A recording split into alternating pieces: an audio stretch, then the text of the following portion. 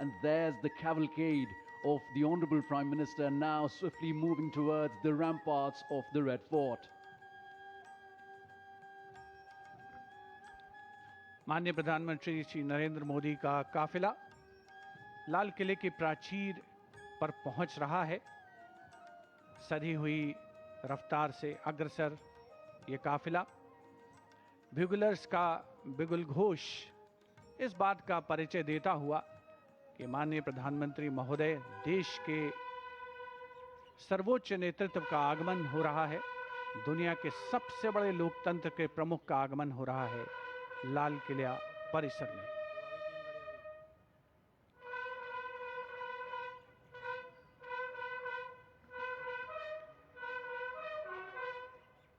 लाल किला परिसर में पहुंचने पर माननीय प्रधानमंत्री महोदय का स्वागत विधिवत रूप से रक्षा मंत्री श्री राजनाथ सिंह और रक्षा राज्य मंत्री श्री संजय सेठ द्वारा किया जाएगा।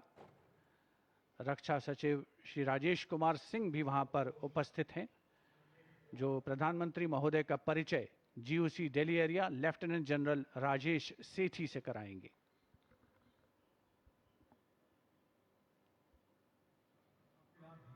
After the inspection of the Guard of Honor, the Prime Minister shall move towards the inner areas of the ramparts. The Guard of Honor contingent for the Prime Minister consists of 1 officer and 24 personnel, each from the Army, Navy, Air Force and Delhi Police. The Indian Army is the coordinating service for the Independence Day celebrations this year. The Guard of Honor will be commanded by Lieutenant Colonel Arjun Singh.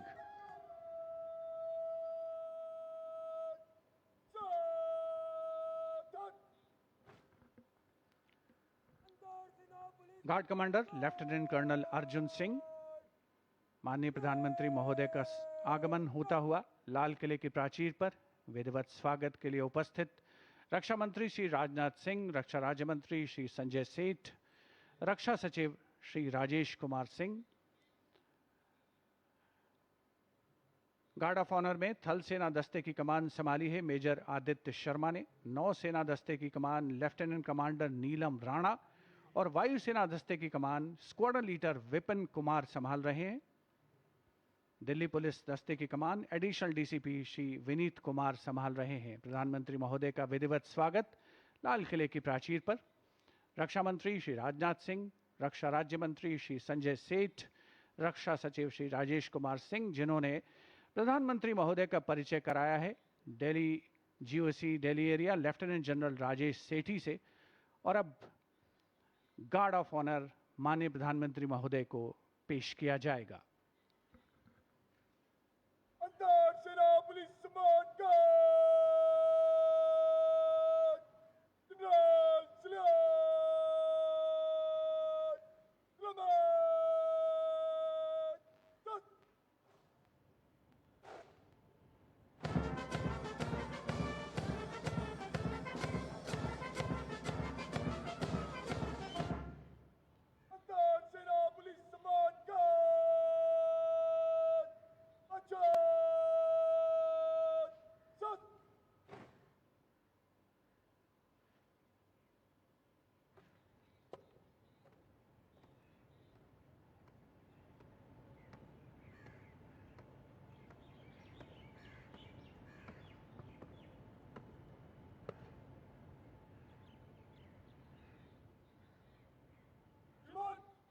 सेना police सम्मान guard निरीक्षण के लिए हजरत।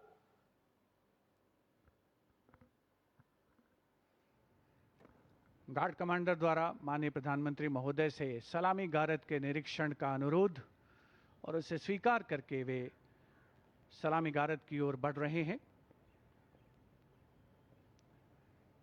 Band सुमधुर धुन बजाएगा और माननीय प्रधानमंत्री महोदय सलामी गारद का निरीक्षण करेंगे।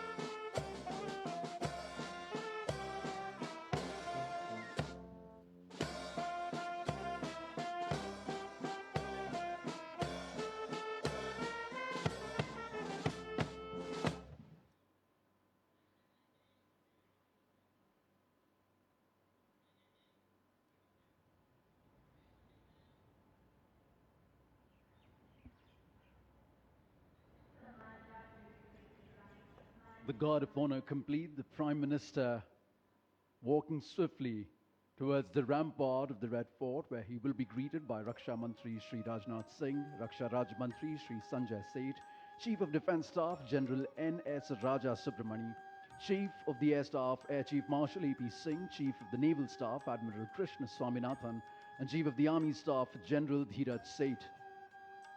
The General Officer commanding Delhi area will conduct the Prime Minister to the dais on the ramparts to hoist the national flag. The Prime Minister swiftly, smartly walking through the Lahori Gate, now moving towards the central courtyard right behind the ramparts of the Red Fort. सम्मान गारद का निरीक्षण करने के उपरांत प्रधानमंत्री महोदय लाल किले की प्राचीर की ओर अग्रसर विशाल और भव्य लाहौरी गेट प्रवेश के लिए, जहां पर एक काठ का पुल है, 41 फीट ऊंचा और 24 फीट चौड़ा ऊंचा मेहराबदार दरवाजा, जिसकी 3 मंजिलें हैं। प्रधानमंत्री महोदय लाल किले की प्राचीर की ओर अग्रसर हो रहे हैं और कुछ ही समय के उपरांत वे यहां उपस्थित अपार जन समूह को संबोधित करेंगे, ध्वजारोहण करेंगे।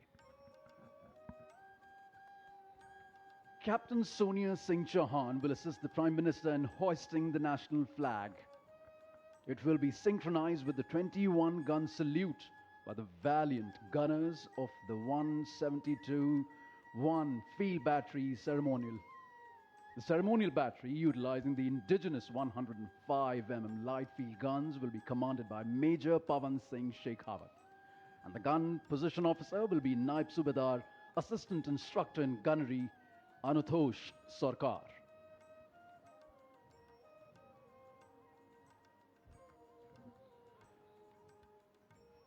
माननीय प्रधानमंत्री महोदय का लाल किले की प्राचीर पर आगमन हो रहा है, जहां उनका स्वागत रक्षा मंत्री श्री राजनाथ सिंह, रक्षा राज्य मंत्री श्री संजय सेठ, रक्षा सचिव Shri Rajesh Kumar Singh, CDS general NS Raja Subramani, थल सेना अध्यक्ष जनरल धीरज सेठ, नौसेना अध्यक्ष एडमिरल कृष्णा स्वामीनाथन और वायुसेना अध्यक्ष air chief marshal Amarpreet Singh द्वारा किया गया।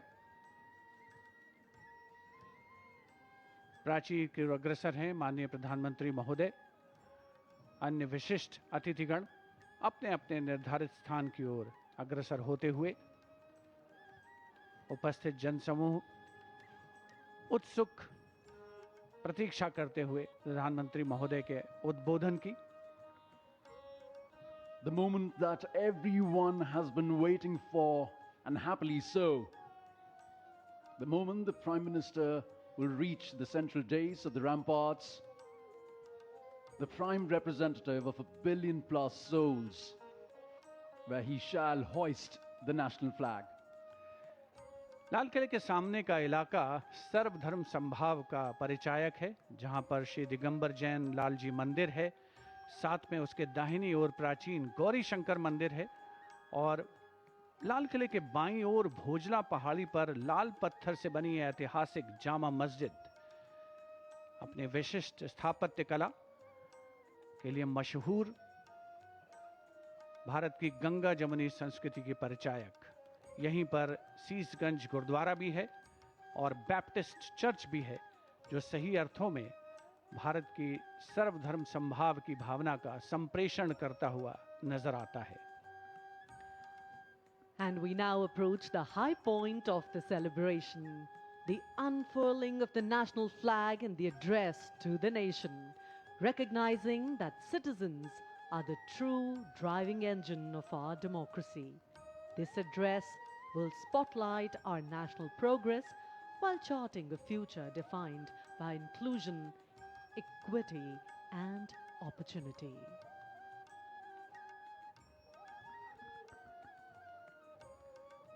उपस्थित जनसमूह उत्कंठा से प्रतीक्षा माननीय प्रधानमंत्री महोदय के उद्बोधन की। लाल किले की प्राचीर के सामने जो नेशनल फ्लैग गार्ड मौजूद है, वहां पर संयुक्त टुकड़ी के साथ थल सेना का बैंड भी है, जिसमें एक जेसीओ और 25 अन्य रैंक वाले थल सेना बैंड की मौजूदगी है, जिसका संचालन सूबेदार ईश्वर सिंह कर रहे हैं। विशिष्ट अतिथिगणों का आगमन हो चुका है, सब अपनी जगह पर विराजमान हैं। राष्ट्रीय ध्वज फहराने और राष्ट्रीय सलामी लेने के दौरान थल सेना का बैंड राष्ट्रगीत की धुन बजाएगा और देश के स्वाधीनता दिवस के पावन अवसर पर पहली बार लाल किला परिसर पर उपस्थित हर व्यक्ति द्वारा राष्ट्रगीत का गायन किया जाएगा। Let freedom reign. The sun never set on so glorious a human achievement. As the Honorable Prime Minister Shri Narendra Modi himself said, the price of independence was heavy, but the freedom it brings is absolutely priceless. And priceless are the moments that we see captured by Doordarshan cameras, looking at a magnificent view of the ramparts and the central days. Everyone in the audience enclosures waiting for the arrival of the Honorable Prime Minister at the central days, from where he will hoist the national flag and address the nation.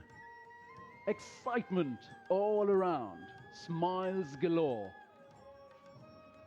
The hope in the eyes, the brightness on the faces truly shows that each and every person here truly believes in the story of India, in the growth story of India, in the sustainable story of India.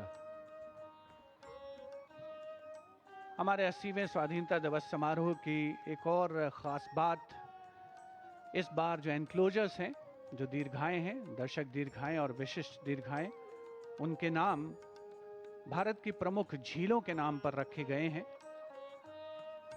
इनमें भटकल, भीमताल, चंद्रताल, पुलिकट, पुष्कर, रविंद्र सरोवर जैसी झीलें शामिल है। यहाँ पर उपस्थित जनसमूह आप देख सकते हैं कितने उल्लसित हैं, उत्साहित हैं इस समारोह का हिस्सा बन करके। गणतंत्र दिवस समारोह में 2026 का जो संस्करण था, उसमें एनक्लोजर्स के नाम नदियों के नाम पर रखे गए थे और इसी परंपरा को आगे बढ़ाते हुए इस वर्ष स्वाधीनता दिवस समारोह में जो एनक्लोजर्स हैं, उनके नाम भारत की प्रमुख झीलों के नाम पर रखे गए हैं। Especially for India's 80th Independence Day celebrations, a Surya Path Tiranga, a global digital and physical relay initiative was launched under the Har Ghar Tiranga campaign, which is truly a campaign that has brought India together. It traces the Surya Path Tiranga, the hoisting of the Indian national flag from east to west across different time zones, following the path of the rising sun. Just like the rising India, the rising Bharat, that takes everyone together. It's not the one who forces anyone, but it shares a level of camaraderie, a sense of oneness. It truly believes in Vasudhaiva Kutumbakam, that the world is one family. A rising India, always better for a rising humanity. And now, the Prime Minister awaited at the central dais. Here he is walking up the stairs, and he has reached the central dais for the flag hoisting.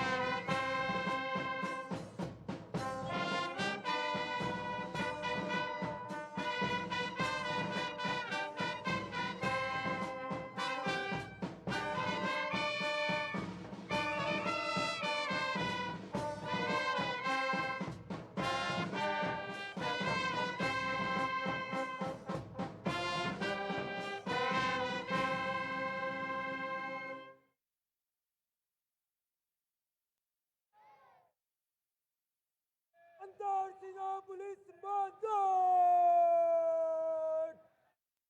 राष्ट्रीय सलाम सलाम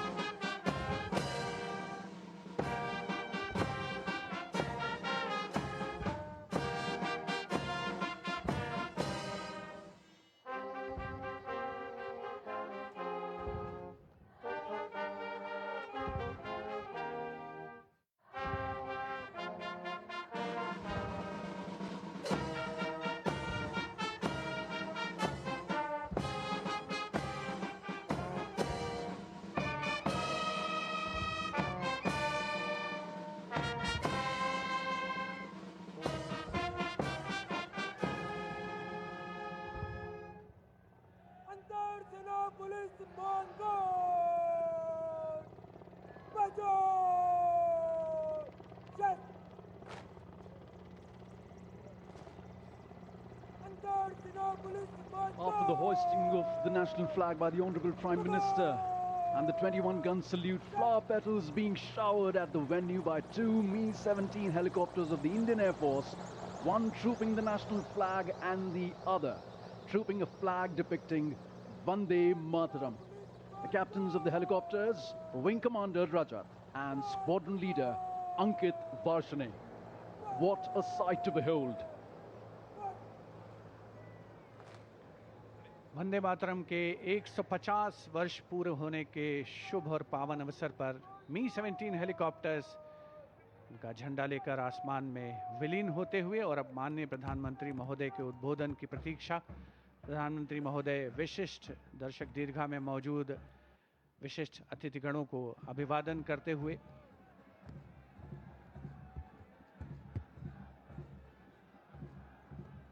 flower petals coming onto the ground like blessings from all our freedom fighters, from all our elders. Shri Bankim Chandra Chatterjee's song Vande Mataram, which still unites, still reverberates in our hearts, still ignites the hearts with patriotism.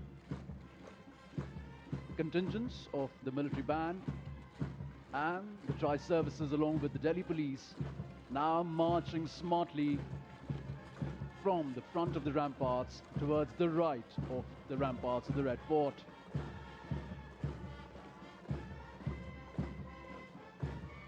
What a march, stoic and precise.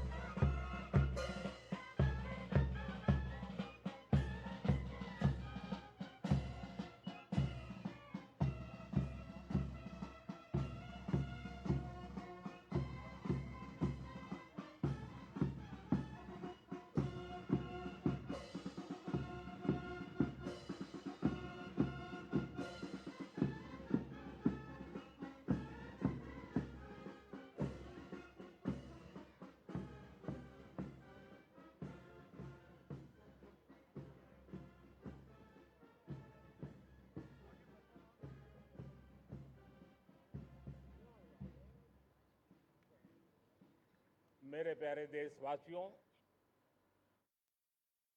आज हम सब 80वां स्वतंत्रता दिवस मना रहे हैं। आज हर दिलों की धड़कन वंदे मातरम के नाद से गूंज रही। आज हर घर तिरंगा है, हर मन तिरंगा है और देश उत्साह और उमंग के साथ नए संकल्पों को लेकर के आज आगे बढ़ रहा है। आप सबको स्वतंत्रता दिवस की बहुत बहुत शुभकामनाएं।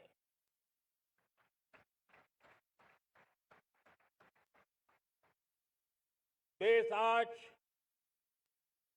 उन महान सपूतों का पुण्य स्मरण करती है जिन्होंने देश की आजादी के लिए त्याग बलिदान की पराकाष्ठा की। अपने तप त्याग और बलिदान से आजादी के एकमात्र लक्ष्य को लेकर के अपनी पूरी जिंदगी खपा दी। पूज्य बापू समेत सभी स्वातंत्र सेनानियों को बलिदान की महान परंपरा जगाने वाले महान क्रांतिकारियों को आज मैं श्रद्धापूर्वक नमन करता हूं।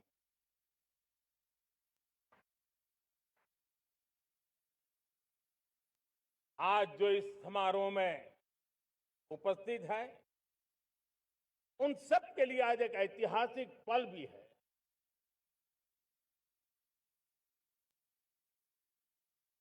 आजादी के बाद 15 अगस्त को लाल किले पर पहली बार वंदे मातरम गूंज रहा है।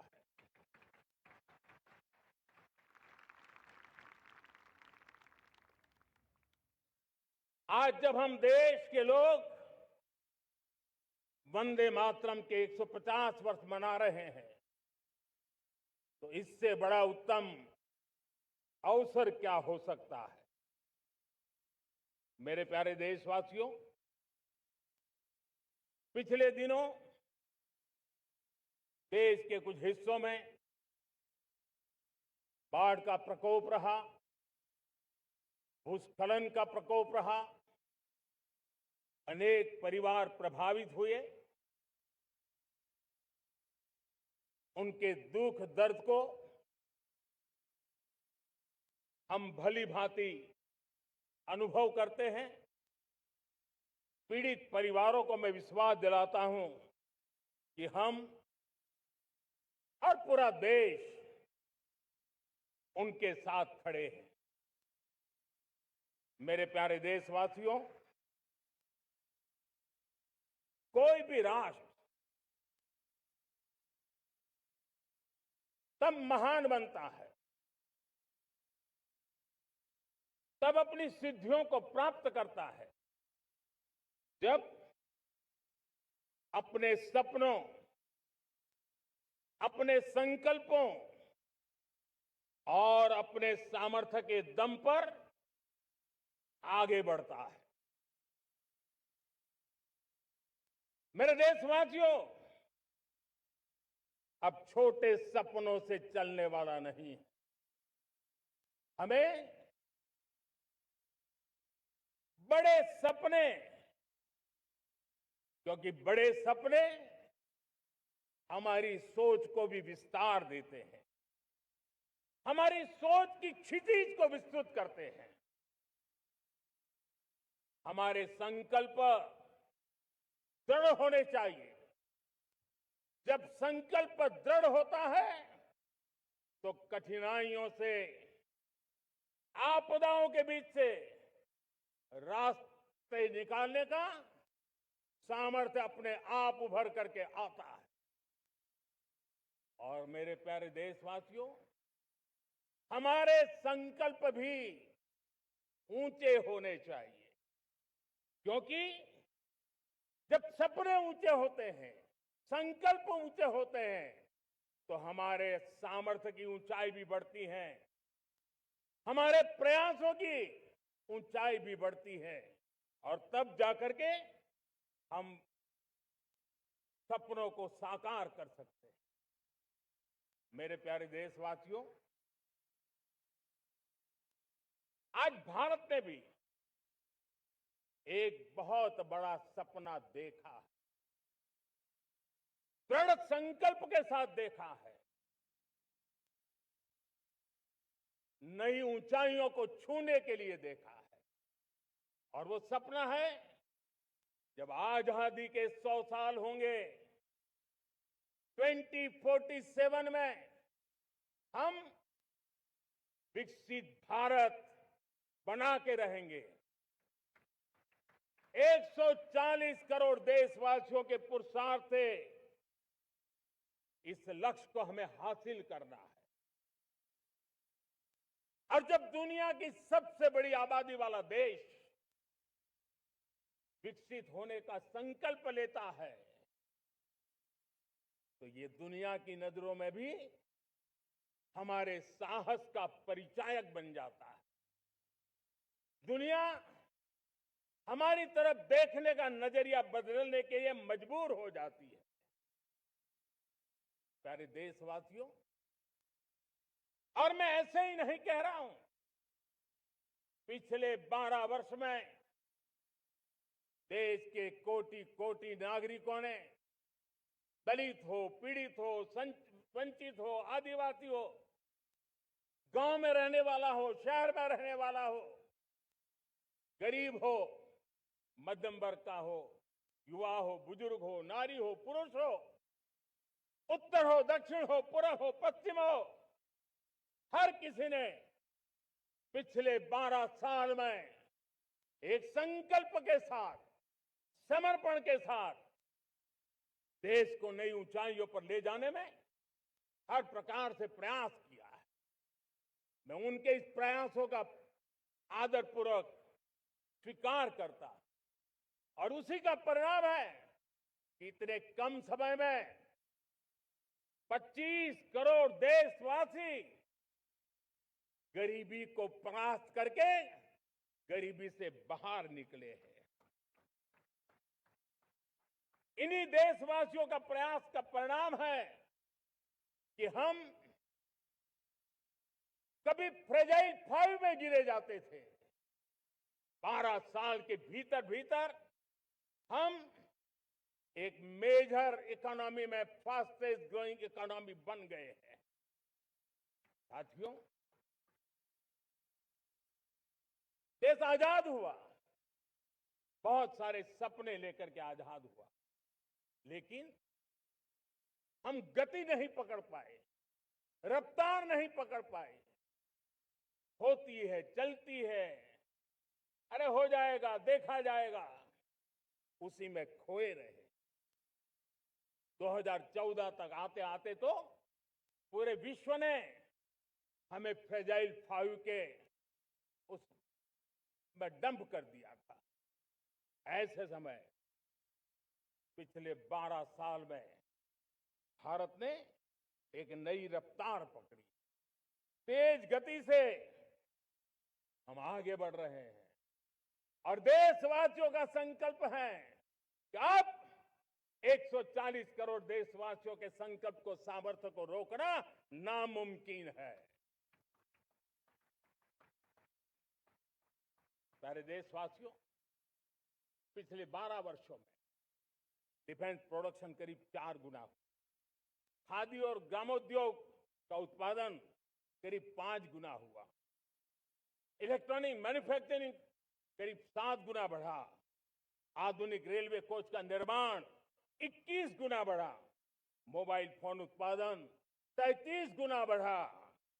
इतना ही नहीं, आधुनिक युग को देकर के भी डिजिटल और इनोवेशन की दुनिया में भी हमने अपना परचम लहराया। इंटरनेट यूजर, इंटरनेट कंज्यूमर करीब करीब 4 गुना बढ़े। पेटेंट ग्रांट होने की संख्या 4 गुना बढ़ी। डिजिटल ट्रांजैक्शन 100 गुना बढ़े। सामान्य मानवीय की सुविधाओं की तरफ भी हमने उतना ही गंभीरता से काम किया। हर साल औसतन 15 गुना ज्यादा तेजी से हमने नल से जल कनेक्शन दिए। हर साल औसतन 6 गुनी ज्यादा रफ्तार से लोगों को गैस कनेक्शन दिए। हर साल 4 गुनी रफ्तार से गरीबों के लिए टॉयलेट बनाने का काम किया। हर साल 3 गुना ज्यादा तेजी से गरीबों को घर देने का काम किया। देश ने गवर्नेंस में भी बहुत बदलाव लाया। हजारों की संख्या में कंप्लायंसेस खत्म किए। सैकड़ों की तादाद में पुराने कानून खत्म किए। पिछली शताब्दी के कानूनों से 21वीं शताब्दी की मार्च नहीं हो सकती। हमने आधुनिक इंफ्रास्ट्रक्चर के लिए मेट्रो का विस्तार किया। हमने पब्लिक ट्रांसपोर्ट को ताकत दी। जिस स्पीड से काम, जिस स्केल पर काम किया, ये सब, ये रफ्तार, ये विस्तार, ये अचीवमेंट आजादी के बाद पहली बार पिछले 1 दशक ने देखा है। और जब इतनी सारी सिद्धियां हमारे सामने हो, इतनी तेज गति दिखाई देती हो, देशवासियों का सामर्थ्य पल पल प्रकट होता है, तब तो 2047 में विकसित भारत बनने का संकल्प कभी भी अधूरा नहीं रह सकता है। ये सारे आंकड़े इस बात की गवाही देते हैं कि हम आगे बढ़ने वाले हैं। मेरे प्यारे देशवासियों, लेकिन उसके लिए आत्मविश्वास की जरूरत होती है, आत्मगौरव की जरूरत होती है, और साथ साथ आत्मनिर्भर भारत होना भी बहुत जरूरी होता है। और इसलिए बीते वर्षों में हमारा कन्विक्शन रहा है कि भारत को हमें अब दूसरे देशों पर निर्भर रह करके नहीं जीना चाहिए। हमें आत्मनिर्भर बनना चाहिए। दुनिया में बहुत कुछ मिलता है, सस्ता मिलता है, जल्दी मिल सकता है, लेकिन उससे हमारा सामर्थ्य तैयार नहीं होता, न हमारे सामर्थ्य की कसौटी होती है। और इसलिए हमें भी अपनी क्षमताओं को बढ़ाना है। अपने हितों की सुरक्षा हमें खुद को करनी है। और इसलिए आत्मनिर्भर भारत का संकल्प बहुत दृढ़ता के साथ हम लेकर के आगे बढ़ रहे हैं।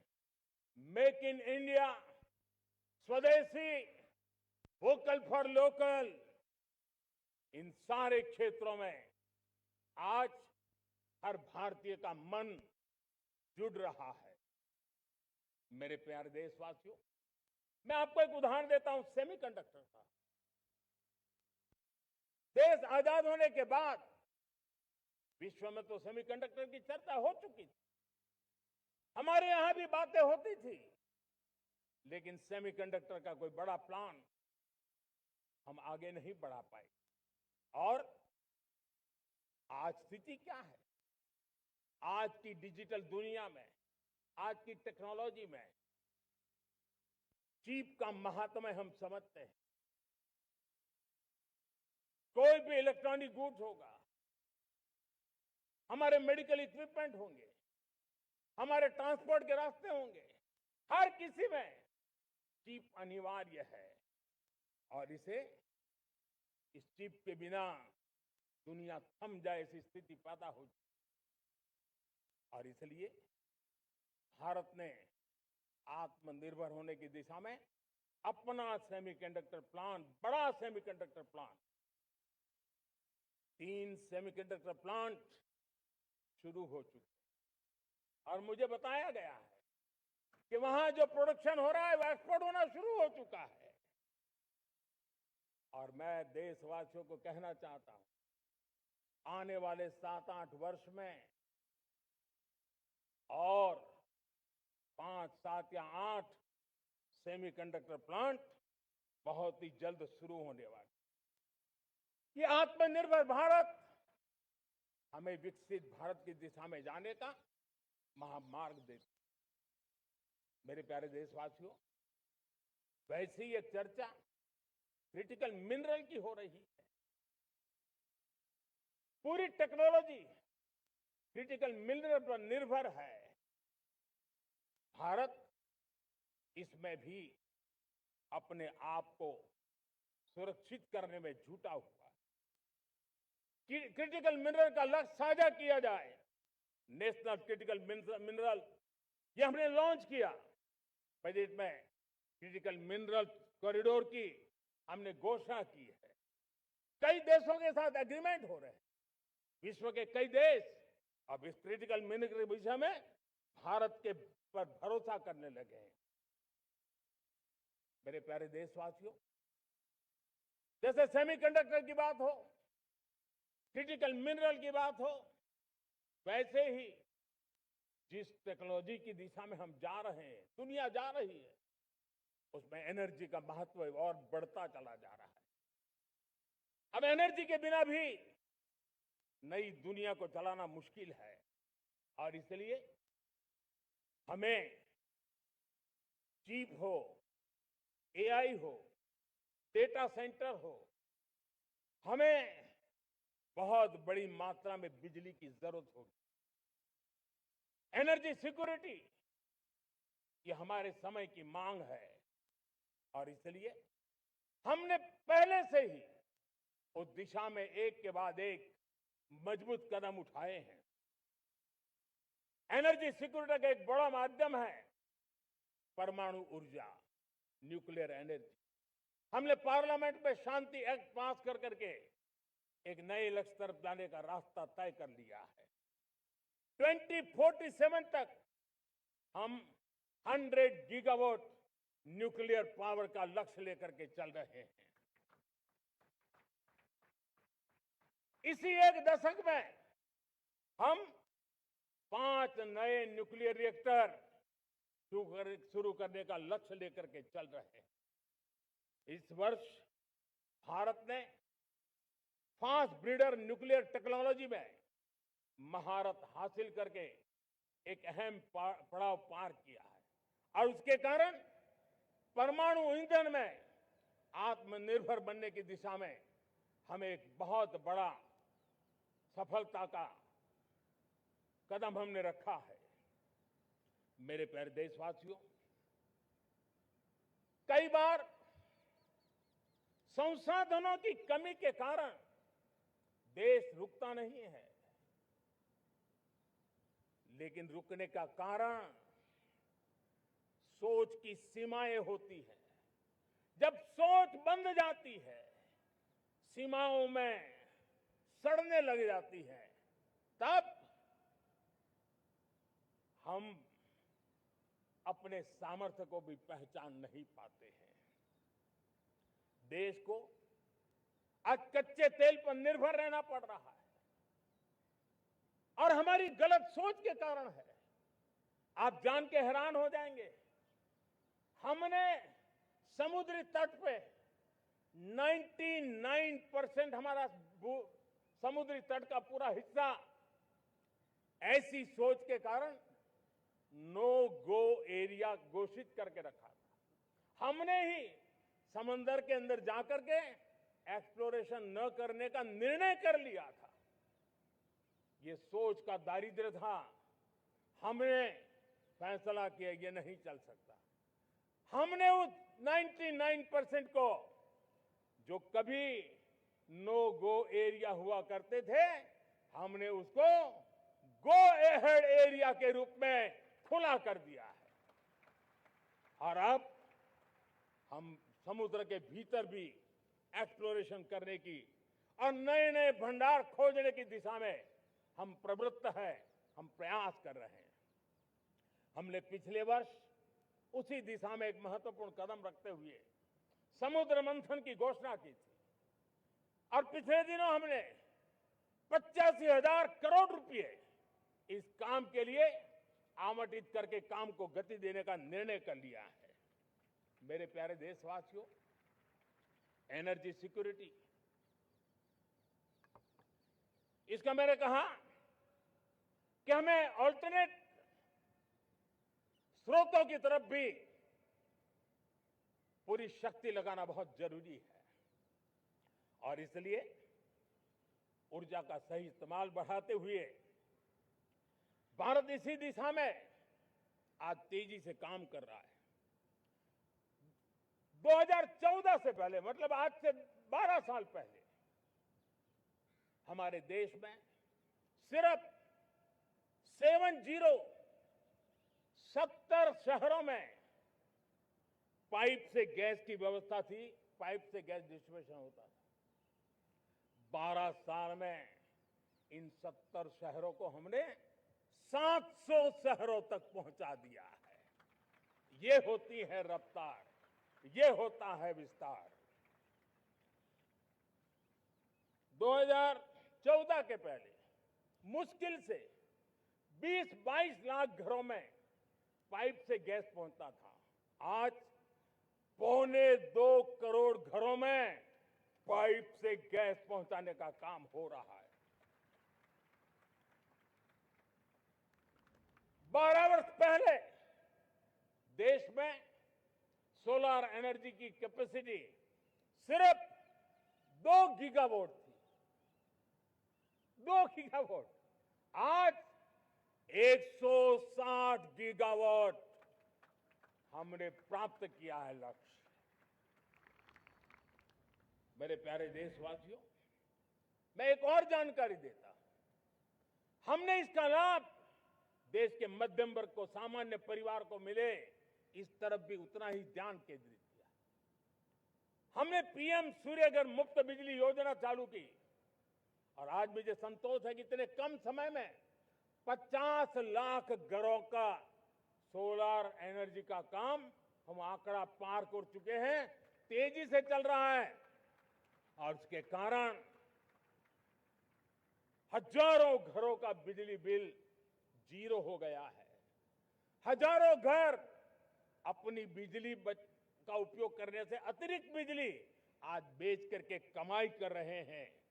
हर परिवार को हम इस काम के लिए 80,000 रुपया सरकार की तरफ से एक एक परिवार को मदद दी जा रही है, तब जाकर के हम इस काम को पूरा कर रहे हैं।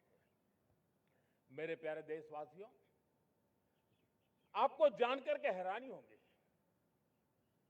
ये जो हमारी रेलवे है उसका इलेक्ट्रिफिकेशन का काम हमारे देश में 1925 में शुरू हुआ था।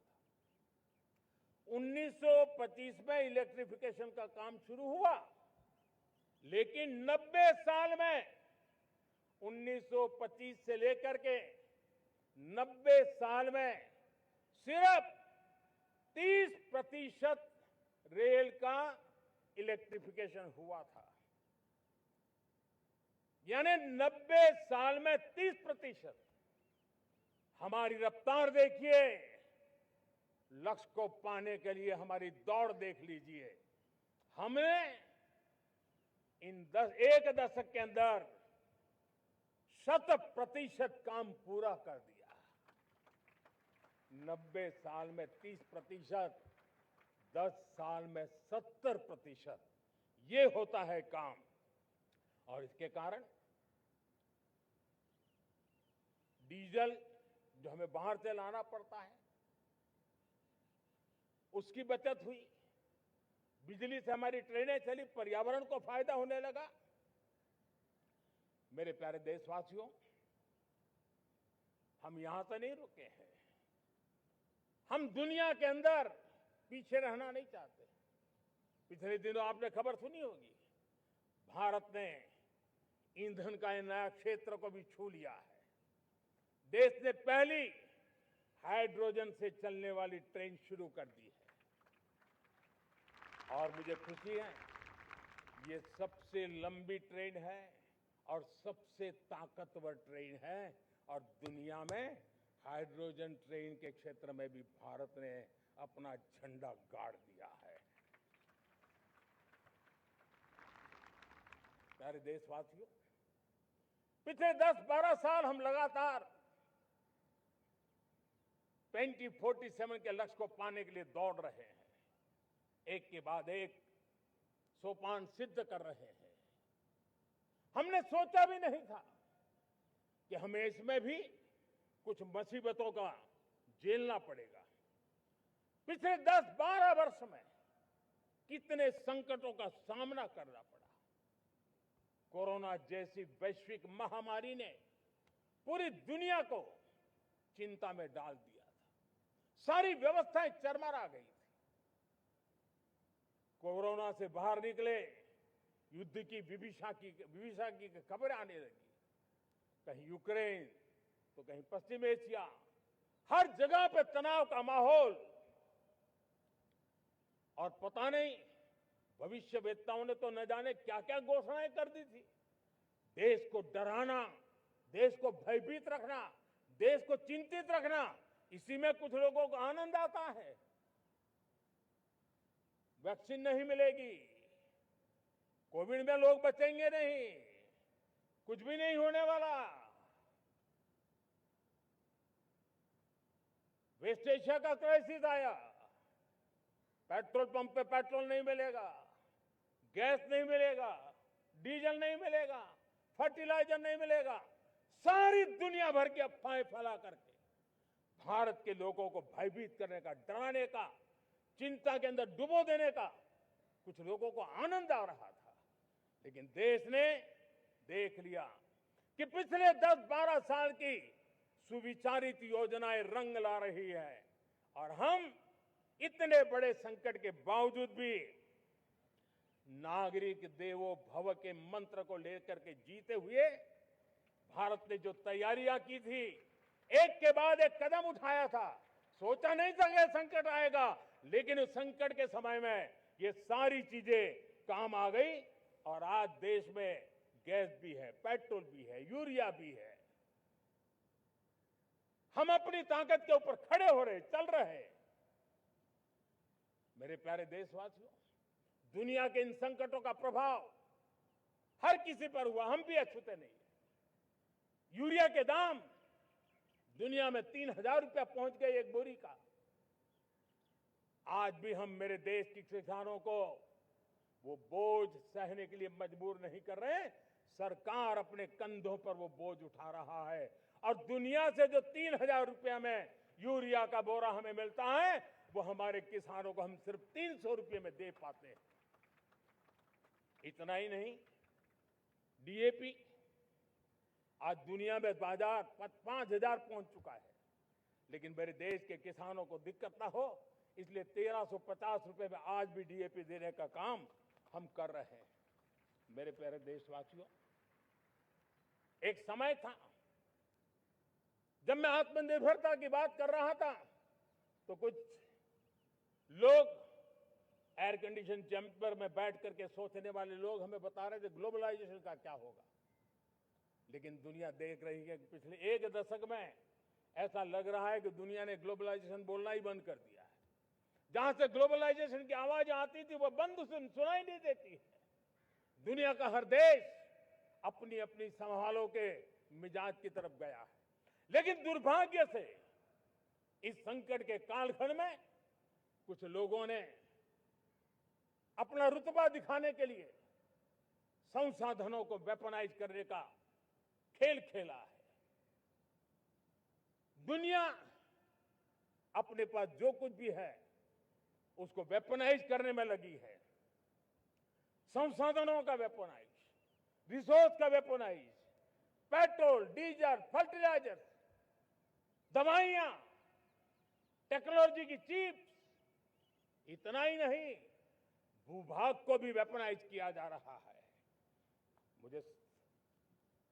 और ऐसे समय अगर हम आत्मनिर्भर के मंत्र को लेकर 10 साल सही दिशा में न चले होते तो हम कल्पना कर सकते हैं कि ऐसी चुनौतियों का मजबूती से मुकाबला कैसे करते। और हमारी तैयारियां निरंतर बढ़ती जा रही है। मेरे प्यारे देशवासियों, दूसरी तरफ आज भारत का प्रोफाइल पूरी तरफ बढ़ रहा है।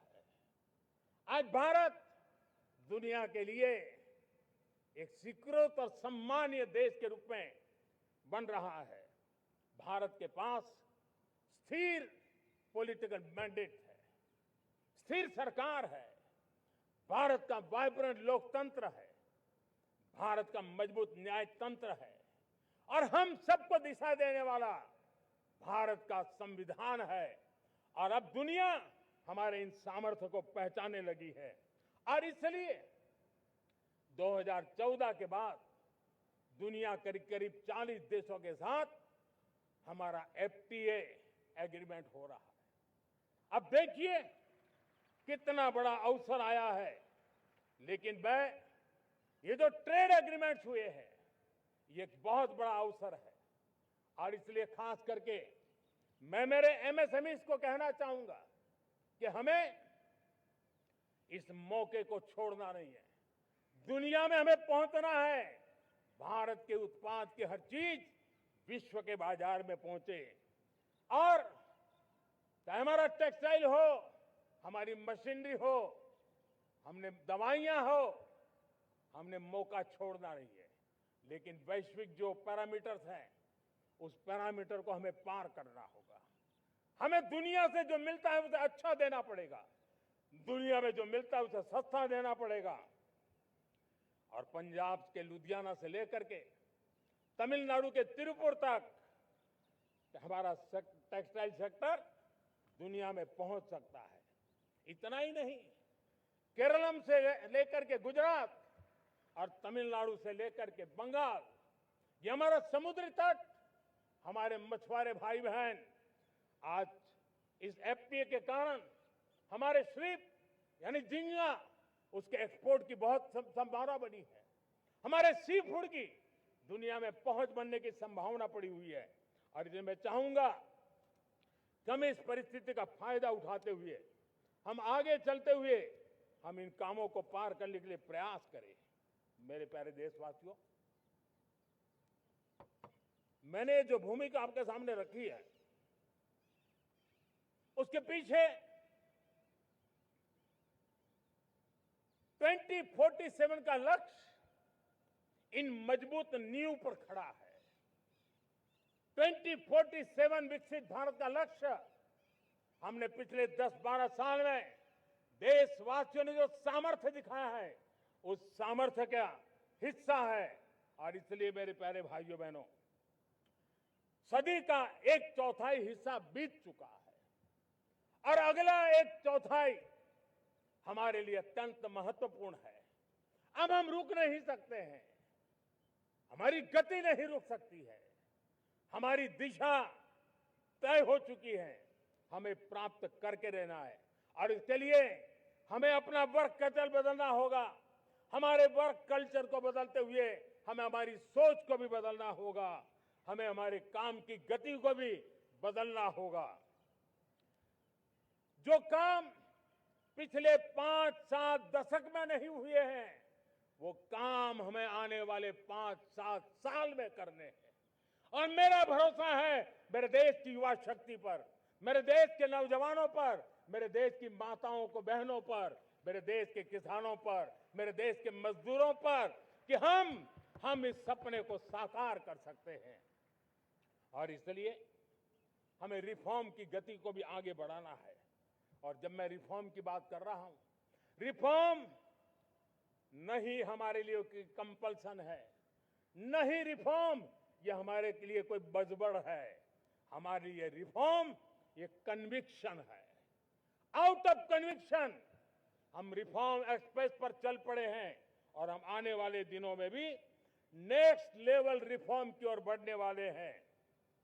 और इसलिए सरकार, समाज, उद्योग, उत्पादक, किसान, हर किसी ने अपनी ट्रेडिशनल व्यवस्थाओं में रिफॉर्म करना पड़ेगा, सोच में रिफॉर्म करना होगा, अपने लक्ष्यों को रिफॉर्म करना होगा। और इसलिए मेरे प्यारे देशवासियों, हमें एक निश्चित दिशा में को लेकर के चलना होगा। मैं आज उस युग को भी याद करना चाहूंगा जब देश भारत का सामर्थ्य सप्त सिंधु के रूप में हम जानते थे, हम समझते थे, हम सुनते थे। अब विकसित भारत बनाने के लिए हमें नई धारा चाहिए। आज लाल किले की प्राचीर से मैं देश के सामने शक्ति की सप्तधारा का आवाहन करता हूं। आने वाले 5-7 साल में जो पिछले 5-7 दशक में नहीं हुआ, वो सप्तधारा के सामर्थ्य से, शक्ति से हम देश को नई ऊंचाई, नई गति देंगे और नए लक्ष्यों को पार करने वाला सामर्थ्य देंगे। और इसके साथ साथ देश की युवा शक्ति का सामर्थ्य का भरपूर राष्ट्र निर्माण में उपयोग होगा। उनकी शक्ति जोड़ी जाएगी। आने वाले दिनों में जब मैं सप्तधारा की बात करता हूं, सप्तधारा की पहली शक्ति है मैन्युफैक्चरिंग पावर।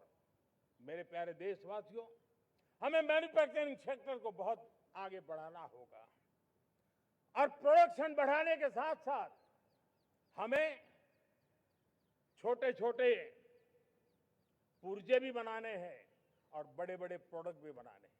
पूरा वैल्यू चेन हमारा होना चाहिए और उसे लेकर के चलना। हमें कंपोनेंट भी चाहिए और हमें कंप्लीट मैन्युफैक्चरिंग भी चाहिए, कंप्लीट प्रोडक्ट भी चाहिए। डिजाइन से लेकर मैन्युफैक्चरिंग तक भारत को ग्लोबल सप्लाई चेन का भरोसामंद केंद्र बनना होगा। इसके लिए मैं 3 चीजों पर विशेष जोर देना चाहता हूं। मैन्युफैक्चरिंग के क्षेत्र में जो मेरे भाई बहन हैं, ये समय का ये अवसर है, इस अवसर को जाने मत दें। और इसके लिए हमें कॉस्ट, क्वालिटी और स्केल, इसके विषय में वैश्विक मानदंडों से खरा उतरना पड़ेगा। हमारी फैक्ट्रीज कॉम्पिटिटिव हो, हमारे प्रोडक्ट्स यूजर फ्रेंडली हो, हमारा पैकेजिंग दुनिया के लोगों को लुभावने वाला हो, आकर्षित करने वाला हो, हमारा जीरो डिफेक्ट प्रिसिजन मैन्युफैक्चरिंग, ये हमारी पहचान बनना चाहिए। हर मैन्युफैक्चरर, हर एंटरप्रेन्योर, हर एमएसएमई से मैं कहना चाहता हूं, ग्लोबल मार्केट में हमारी पहचान विश्वसनीयता और गुणवत्ता के आधार पर होनी चाहिए। क्वालिटी के संबंध में नो कॉम्प्रोमाइज, और इसलिए हमारा मंत्र क्वालिटी, क्वालिटी, क्वालिटी होना चाहिए। यही हमारा ग्लोबल ब्रांड वैल्यू बनेगा। मेरे प्यारे देशवासियों, इस सप्तधारा की दूसरी शक्ति है कृषि और फूड प्रोडक्शन, फूड प्रोसेसिंग। हमें इस दिशा में आगे बढ़ना होगा। हमारे किसानों ने, अब दुनिया के बाजार खुल चुके हैं। एफपीए के कारण हमें एक बहुत बड़ा मार्केट मिल रहा है। हमें वहां पहुंचना है, हमें उस जगह को हाथ लगाना है। हमें खेत से लेकर एक्सपोर्ट मार्केट की ओर जाना होगा। हमारे पारंपरिक खान पान हो, हमारे मिलेट्स हो, हमारे मसाला हो, हमारे फल हो, फूल हो, क्या कुछ नहीं है हमारे पास, वो ग्लोबल ब्रांड्स बनने चाहिए। हमारे किसान केमिकल फ्री खेती को बल देंगे। दुनिया में इनकी मांग और बढ़ने वाली है और जो ग्लोबल पैरामीटर्स के अंदर हर प्रकार से सिद्ध होने वाले हमारे एग्रो प्रोडक्ट होंगे तो दुनिया में हम आसानी से पहुंच पाएंगे। मेरी सप्तधारा की तीसरी शक्ति है टेक्नोलॉजी और इनोवेशन। मेरे प्यारे देशवासियों, आज जमाना एआई का है, क्वांटम का है, स्पेस का है, रोबोटिक्स का है, डेटा सेंटर्स का है। पूरी तरह एक नया क्षेत्र खुल चुका है और इमर्जिंग टेक्नोलॉजी ये भी हर पल हमें चुनौती दे रही है और इसलिए देश को दुनिया के लिए मार्केट नहीं बना देना, हमें इनोवेशन का हब बनना है। हमने यूपीआई और डिजिटल पब्लिक इंफ्रास्ट्रक्चर में लोहा मनवा लिया है, हमारी ताकत का परिचय करवा दिया है। अब भारत को डिजिटल पब्लिक टेक्नोलॉजी उसको भी दुनिया के कोने कोने तक पहुंचाना है। भारत को नेक्स्ट जनरेशन कम्युनिकेशन टेक्नोलॉजी में लीड करना है। मेड इन इंडिया 6G हर कोने में पहुंचे, ये हमारा लक्ष्य होना चाहिए और हमें उस पर तेजी करनी चाहिए और इसके लिए हमारा प्रयास कम नहीं होना चाहिए।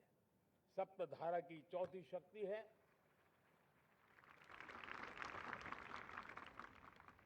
गति शक्ति।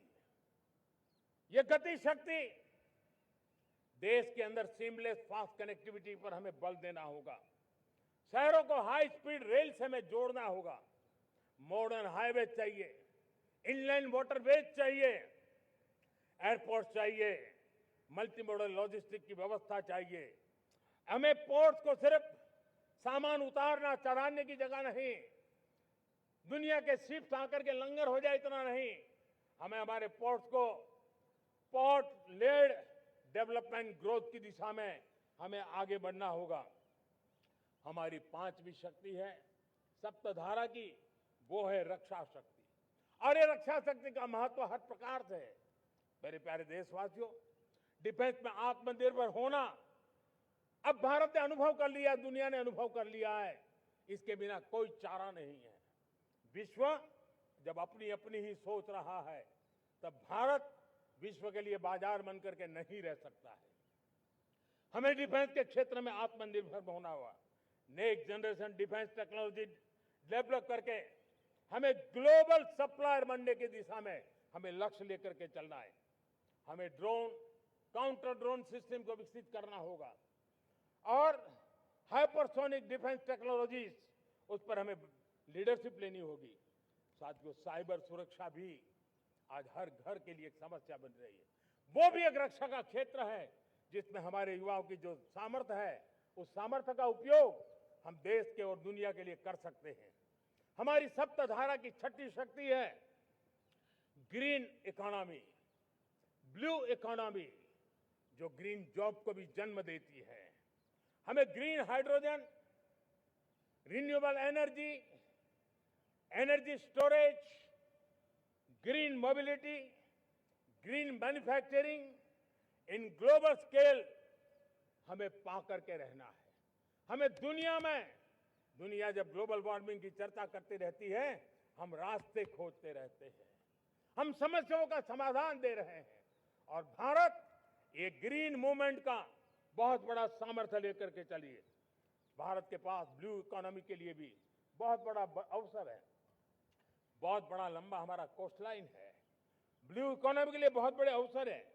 फिशरीज है, कोस्टल टूरिज्म है, ओशन टेक्नोलॉजी है। ऐसे कितने ही क्षेत्र हैं जिसमें हम आगे बढ़ सकते हैं। मेरे प्यारे देशवासियों, भारत सप्तधारा की जब बात करके लेकर चला है, तब हमारी सातवीं धारा है और दुनिया के लिए इसका अपना भी एक महत्व है, और वो है भारत का सॉफ्ट पावर। भारत के सॉफ्ट पावर की ताकत है। आज योग ने पूरी दुनिया को भारत के साथ जोड़ के रखा हुआ है। योग दुनिया के लिए एक ऊर्जा बनता जा रहा है, भारत के लिए विश्वास का बड़ा कारण बनता जा रहा है। जिस भारत के पास आस्था के केंद्र हो, जिस भारत के पास आयुर्वेद हो, जिस प्रकार से भारत के पास होलिस्टिक हेल्थ केयर की व्यवस्था हो, हील इन इंडिया का मूवमेंट हो, हम दुनिया के अंदर हमारे सामर्थ्य को लेकर के जा सकते हैं। हैंडीक्राफ्ट हो, संस्कृति हो, हमारी फिल्में हो, हमारा क्रिएटिव वर्ल्ड हो, वीएफएक्स हो, हमारा एनिमेशन हो, हमारी गेमिंग हो, डिजिटल कंटेंट हो, क्रिएटिव वर्ल्ड के अंदर भारत अपना रुतबा दिखा सकता है। हमने उसको वैश्विक सामर्थ्य के रूप में विकसित करना होगा। आज भारत ने वेव समिट को एक बहुत बड़ी ताकत दी है। दुनिया धीरे धीरे भारत का ये जो world audio visual and entertainment summit है, उसकी राह देखता रहता है, और वो भारत के सॉफ्ट पावर को, भारत के क्रिएटिव दुनिया को परिचित करेगा। मेरे प्यारे देशवासियों, भारत के पास विशाल वन्य संपदाएं हैं। हमारे पास 100 से ज्यादा नेशनल पार्क है। क्षमता बहुत है, लेकिन विदेशी टूरिस्टों को आकर्षित करने में हम कम पड़े हैं। हमें मौका है हमारे सॉफ्ट पावर के माध्यम से दुनिया के टूरिस्टों को भारत के लिए आकर्षित करने का। हमारा सामर्थ्य हमें दुनिया को दिखाना है। हम ये काम आरा से करें, और हम जल्द से जल्द हम इन लोगों, आज दुनिया में स्पोर्ट्स की जो है वो भी एक बहुत बड़ा भारत के प्रति आकर्षण का केंद्र। दुनिया के स्पोर्ट्स इवेंट भारत में क्यों ना हो। कॉन्स्टेंट इकोनॉमी बहुत बढ़ रही है, देश के नौजवानों का आकर्षण है। विश्व का हर कोई कलाकार चाहता है कभी न कभी भारत की धरती पर अपना कॉन्सर्ट करे। ये एक बहुत बड़ा अवसर है, हमें इसको मोबिलाइज करने के लिए व्यवस्थाएं खड़ी करनी होगी। साथियों, सप्तधारा की इन 7 शक्तियां, सप्त शक्तियां उद्देश्य सिर्फ एक सेक्टर में प्रगति करने का नहीं है। एक होलिस्टिक अप्रोच के साथ हमें राष्ट्र को जो लक्ष्य लेकर के हम चल रहे हैं, जो एम्बिशन लेकर के चल रहे हैं, उस स्केल को हमें पार करने की दिशा में काम करना है। मेरे प्यारे देशवासियों, कुछ चीजें मैंने बताई हैं, लेकिन मैं इससे भी आगे सोचता हूं। मैं जरा देश को झकझोरना चाहता हूं। मैं देश की शक्ति को भी झकझोरना चाहता हूं। देश यानी सिर्फ सरकार नहीं होती है, देश यानी हर नागरिक जुड़ता है। क्या हम सोच नहीं सकते कि फॉर्च्यून 500 की चर्चा तो बहुत सुनते हैं, आने वाले एक दशक में इन फॉर्च्यून 500 में 50 कंपनियां भारत की क्यों न हो, ये लक्ष्य हमारा क्यों न होना चाहिए। आज बैंकिंग सेक्टर फल फूल रहा है। दुनिया की टॉप बैंक के अंदर भारत की बैंक का झंडा भी क्यों न फहरता हो। भारत की बैंक भी टॉप बैंक 5 बैंक में भारत की भी एक बैंक होनी चाहिए। भारत की फार्मा की दिशा में हमने बहुत काम किया है, लेकिन समय की मांग है कि दुनिया की 5 बड़ी फार्मा कंपनियों में भारत की भी 1-2 फार्मा कंपनियों का नाम गूंजना चाहिए। भारत उसमें अपना स्थान बनाना चाहिए। लॉ फर्म्स होते हैं, रेटिंग एजेंसी होती है। क्या समय की मांग नहीं है कि ग्लोबल लीडरशिप अब हमारे हाथ में होनी चाहिए? टैलेंट है, सामर्थ्य है, हमारा लंबा इतिहास भी है, भाषाओं पर हमारा प्रभुत्व है। हमें विश्व में पहुंचना चाहिए। हमारी कोई कंसल्टिंग फर्म, अकाउंटिंग फर्म दुनिया के टॉप फर्म्स के अंदर क्यों नहीं होनी चाहिए? भारत की टेक्नोलॉजी कंपनियां दुनिया के अंदर सिरमौर हो, ये हमारा लक्ष्य होना चाहिए। हमारे ऐसे ब्रांड हो जिससे दुनिया आकर्षित होती हो, हमारे ब्रांड हमारे देश की पहचान हो और विश्व के लिए एक डेस्टिनेशन बन जाए। उस दिशा में हमें काम करना है। और इसके लिए मैं राज्य सरकारों को कहना चाहता हूं, मैं स्थानिक स्वराज की संस्थाओं को कहना चाहता हूं, भारत सरकार का भी यह दायित्व है कि हमें हमारे रिफॉर्म की गति बढ़ानी होगी। हमें 2047 के लक्ष्य के अनुरूप हमारी व्यवस्थाओं को विकसित करना होगा। हमें बीते हुए काल के नीति नियमों से नहीं चल सकते, हमें आने वाले सपनों के हिसाब से नीति नियमों को गढ़ना होगा। और इसको अगर हम करेंगे तो मुझे पूरा विश्वास है और मैं देशवासियों को भरोसा देता हूं, इसी रास्ते मेहनत में कोई कमी न करते हुए हम विकसित भारत का सपना पार करके रहेंगे। हमें सबको मिलकर के चलना है। केंद्र सरकार हो, राज्य सरकार हो, इंडस्ट्री हो, हम सब ने मिलकर के आगे बढ़ना है। हमें रिफॉर्म्स करते रहना है, रिफॉर्म्स को आगे बढ़ाते रहना है। और मैंने पहले भी कहा था, हम रिफॉर्म कंपल्सन से नहीं, कन्विक्शन से कर रहे हैं, लक्ष्य को प्राप्त करने के लिए कर रहे हैं। मेरे प्यारे देशवासियों, जब मैं विकसित भारत की बात कर रहा हूं, देश को तेज गति से आगे बढ़ाने की बात कर रहा हूं, उसका सबसे बड़ा लाभार्थी कौन है? इन सारे प्रयासों का सबसे बड़ा साधक कौन है? अगर साधक है तो मेरे देश का युवा है, मेरे देश की युवा शक्ति है। विकसित भारत की यात्रा में युवाओं की बहुत बड़ी भूमिका है। इतना ही नहीं, विकसित भारत का सबसे बड़ा लाभार्थी भी मेरे देश का युवा है। और इसलिए हमें विकसित भारत के लक्ष्य को युवाओं के साथ जोड़ करके आगे बढ़ाना है। युवाओं हमारी सर्वोच्च प्राथमिकता के साथ हमें आगे बढ़ना है। साथियों, पिछले 10-12 साल में उस दिशा में बहुत कुछ हुआ है। स्टार्टअप इंडिया अभियान, आज पूरे देश में 2.5 लाख से ज्यादा रजिस्टर्ड स्टार्टअप बन गए। देश के नौजवान खुद तो काम कर रहे हैं, अनेकों को रोजगार दे रहे हैं। 1 लाख करोड़ रुपया इनोवेशन फंड भारत सरकार ने घोषित किया है। मैं देश को, नौजवानों को कहना चाहता हूं, आप अपने सपनों को लेकर के आइए, संसाधनों की कमी नहीं रहने देंगे। 1 लाख करोड़ रुपया आपके दिल दिमाग को सामर्थ्य देने का एक व्यवस्था हमने कर दी है। रिसर्च के नए अवसर मिले, डिजिटल इंडिया के नए सस्ते डेटा, ये युवाओं को सशक्त किया। दुनिया में सस्ता डेटा कहीं है तो भारत की धरती पर है, और देश के नौजवानों को उसने नई ताकत दी है। स्किल इंडिया हमने नेशनल प्रोग्राम बनाया है, स्पेस सेक्टर को हमने ओपन कर दिया, नेशनल ड्रोन पॉलिसी हमने बनाई है, खेलो इंडिया पॉलिसी बनाई है। 35 वर्षों तक एजुकेशन पॉलिसी नहीं थी, नई एजुकेशन पॉलिसी लेकर के आए हैं, और इसका फायदा मिडिल क्लास के परिवारों को हुआ है। साथियों, 2004 से 14 आंकड़े मुझे देना चाहिए आपको। 2004 से 14 हमारे देश में 350 से भी कम यूनिवर्सिटी थी, और आज 10-12 साल के भीतर भीतर करीब 650 नई यूनिवर्सिटी जुड़ चुकी है। करीब 1000 का आंकड़ा हम पहुंच रहे हैं। 2014 के पहले मेडिकल की सिर्फ 400 सीटें हुआ करती थी, आज करीब 850 सीटें मेडिकल की हो रही है। इतना ही नहीं, अब विदेशी यूनिवर्सिटी भी भारत की धरती पर आ रही है। भारत के अंदर विदेशी यूनिवर्सिटी की डिग्री मेरे नौजवान को मिले, इसका प्रबंध भी हो चुका है। हमारे देश के युवा मन बचपन से ही टेक्नोलॉजी की तरफ आकर्षित हो, उस दिशा में हम काम कर रहे हैं, और इसलिए हमने करीब 10,000 से अधिक अटल टिंकरिंग लैब छोटे छोटे बच्चों के हवाले कर दी है, ताकि उनका इनोवेशन और टेक्नोलॉजी के अंदर उनका मन बने। 12 वर्ष युवा, हमने अनेक रास्ते खोले। हम स्टार्टअप ओपन कर दिया, आपने देखा होगा। भारत के प्राइवेट स्टार्टअप 28 साल की एवरेज उम्र के बच्चों ने, नौजवानों ने दुनिया में पहले ही ट्रायल में अपना सैटेलाइट लॉन्च कर दिया और रॉकेट लॉन्च कर दिया। उन्होंने बहुत बड़ा काम कर दिया साथियों। आज करीब 2.5 लाख से ज्यादा रजिस्टर्ड स्टार्टअप है। हमने पिछले दिनों एआई इंपैक्ट समिट किया था।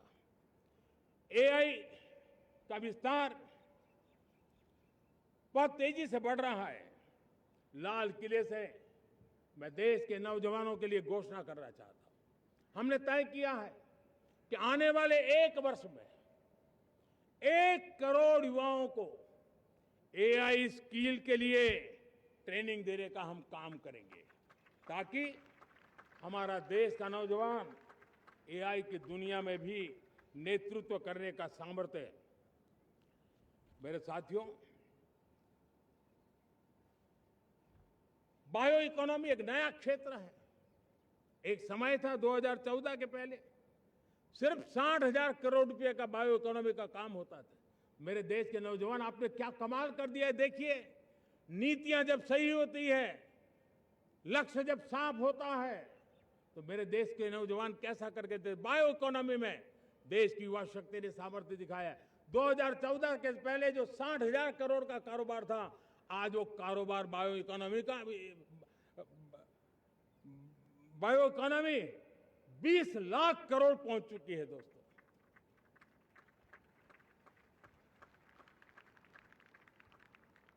दो 2009-10 का कालखंड था, सिर्फ 25 लाख इलेक्ट्रिक व्हीकल हमारे देश में बिके थे। 1.5 लाख इलेक्ट्रिक व्हीकल बिके थे 2009-10 में। 1.5 लाख इलेक्ट्रिक व्हीकल। इस 25-26 में 25 लाख इलेक्ट्रिक व्हीकल बिके हैं। मेरे प्यारे देशवासियों, एविएशन सेक्टर भी मेरे नौजवानों के लिए बहुत तेजी से आगे बढ़ रहा है। नए एयरपोर्ट, नए रूट, नए रोजगार के अवसर बना रहे हैं। मेंटेनेंस, ओवरहॉलिंग, इसके भी कारण देश में बहुत बड़ी मात्रा में स्किल मैन पावर को काम मिल रहा है। मेड इन इंडिया हवाई जहाज बनाने की दिशा में हमने सफलता पाई है। Made in India defence transport aircraft C295 already अपनी उड़ान भर चुका है, सफल उड़ान भर चुका है। ये देश के नौजवानों के लिए, मेरे साथियों, ड्रोन ने भी बहुत बड़ा काम किया है। स्वामित्व योजना, गांव में ड्रोन से स्वामित्व योजना सफल हो रही है। करीब 3.25 करोड़ परिवारों को स्वामित्व योजना का लाभ मिला है और इसके कारण 140 लाख करोड़ रुपए जैसी संपत्ति अनलॉक हुई है, जिसके कारण बैंक से लोन मिल सकता है, लोग अपना कारोबार कर सकते हैं। मेरे प्यारे देशवासियों, हमारे मध्यम वर्गीय परिवारों के सामने एक बहुत बड़ा बोझ बन चुका है कोचिंग क्लासेस की स्पर्धा। हर माँ बाप को लग रहा है कि कोचिंग क्लास में बच्चे को नहीं भेजा तो हम प्रतिष्ठित परिवार नहीं है। इन गरीब और मिडिल क्लास परिवारों की हम चिंता करते हुए हजारों करोड़ रुपए का उनका खर्च है वो भी बचे, बेटे भी अपने आसपास रह सके, उनकी देखभाल हो सके, परिवार पर आर्थिक बोझ ना आए। और इसलिए हमने युवाओं के लिए विभिन्न परीक्षाओं की फ्री ऑनलाइन कोचिंग हमने करने का निर्णय किया है। डिजिटल पब्लिक इंफ्रास्ट्रक्चर है, हमारे पास उत्तम टैलेंट है, टीचर्स हैं, उन संसाधनों को जोड़ करके हम देश के नौजवानों को फ्री कोचिंग देने का एक पूरा नेटवर्क हम खड़ा करने वाले हैं। मेरे प्यारे देशवासियों, मैं हमेशा कहता आया हूं, जो खेले वो खिले।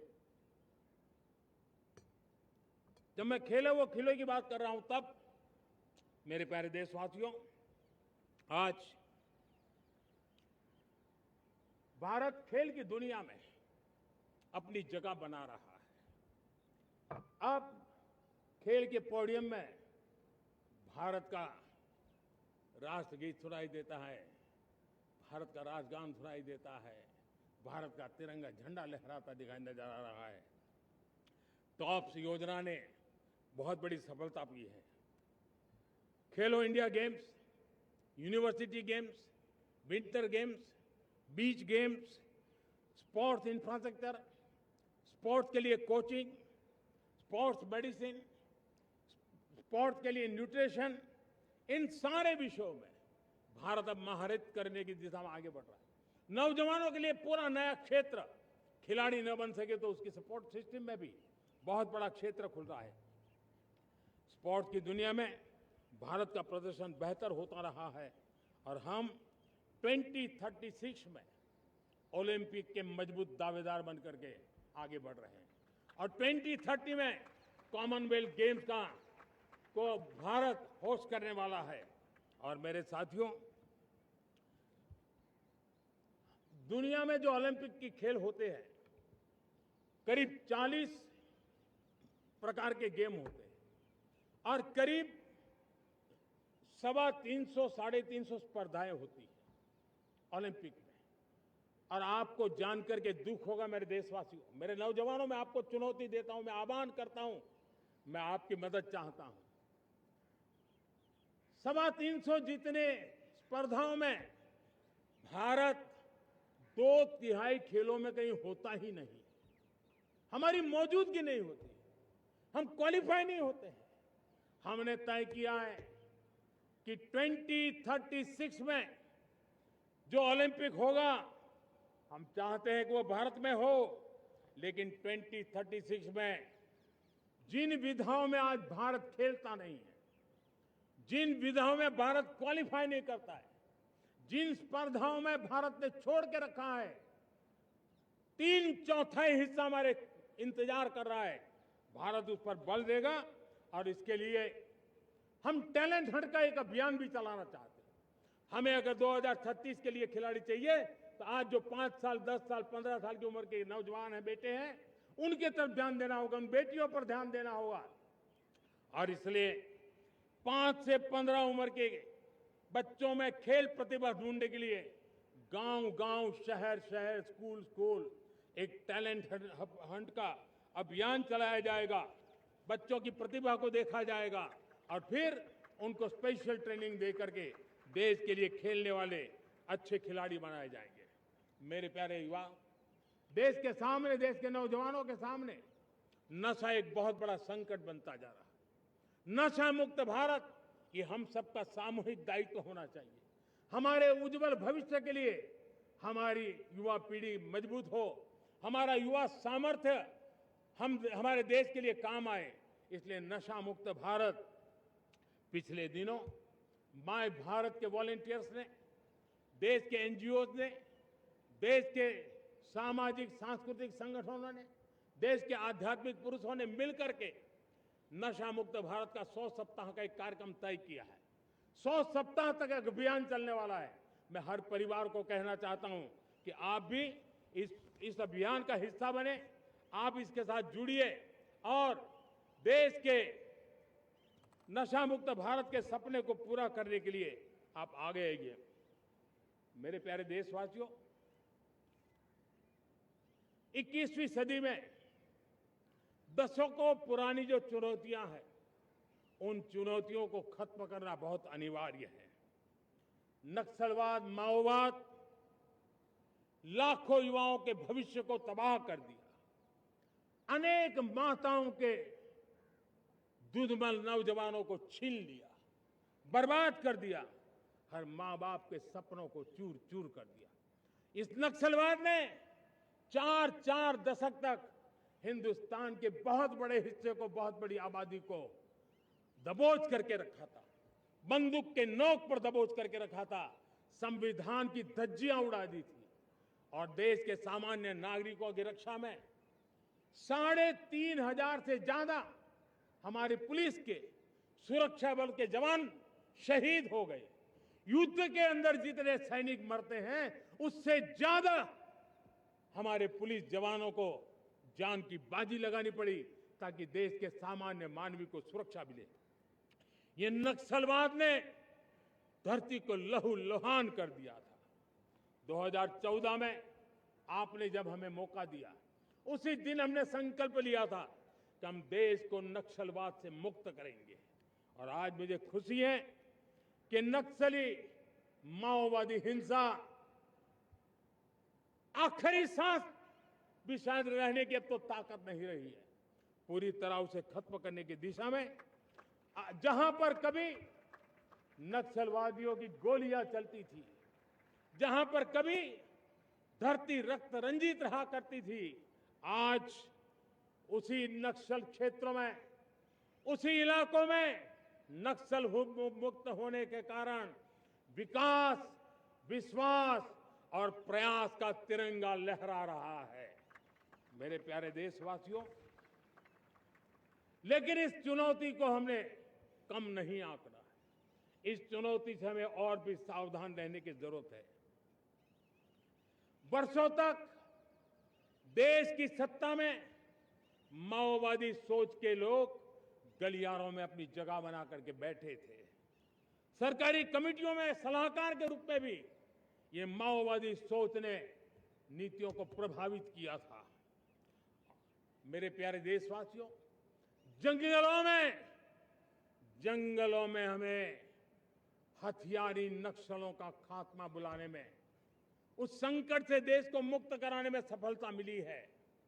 लेकिन हथियारी नक्सल तो गए, लेकिन दिमागी नक्सल, ये दिमागी नक्सल मौके की तलाश में है।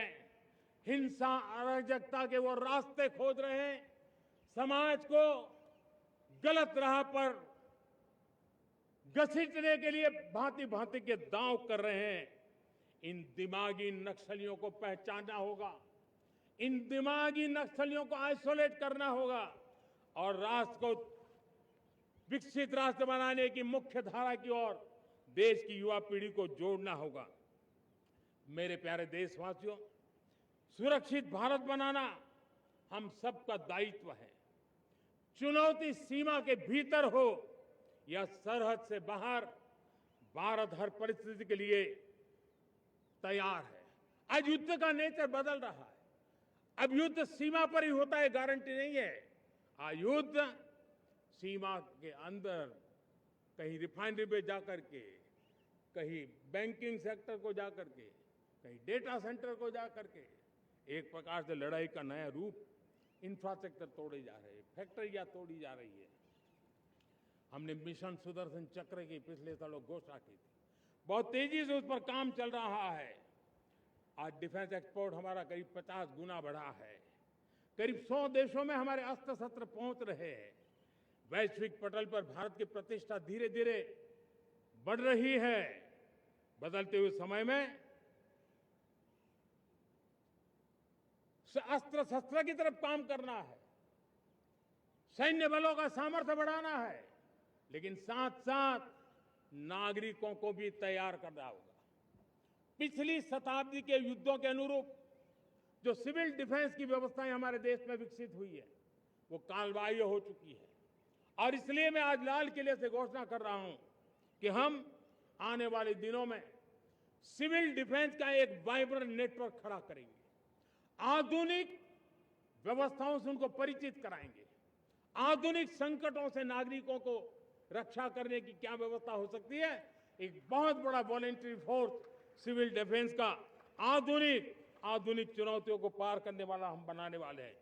मेरे प्यारे देशवासियों, राष्ट्र के निर्माण में आज हमारी बहनों बेटियों का योगदान हम सब के लिए बहुत बड़ा प्रेरणा का कारण बना हुआ है।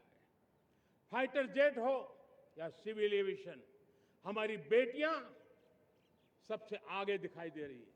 खेलकूद का मैदान हो, हमारी बेटियां आगे दिखाई दे रही है। स्टेम एजुकेशन में भर्ती होने की प्रक्रिया हो, सबसे ज्यादा हमारी बेटियां आगे दिख रही है। आज सेना में भी एनडीए से जो बच्चियां निकली हैं वो बड़े रौब के साथ देश की सेना का नेतृत्व करने का सामर्थ्य दिखाने लगी है। मेरी बेटियों की ताकत कैसी है। मैं पिछले दिनों साणंद में एक सेमीकंडक्टर प्लांट में गया, वहां आदिवासी बेटियां, देश के अलग अलग कोने से आई हुई बेटियां काम कर रही थी।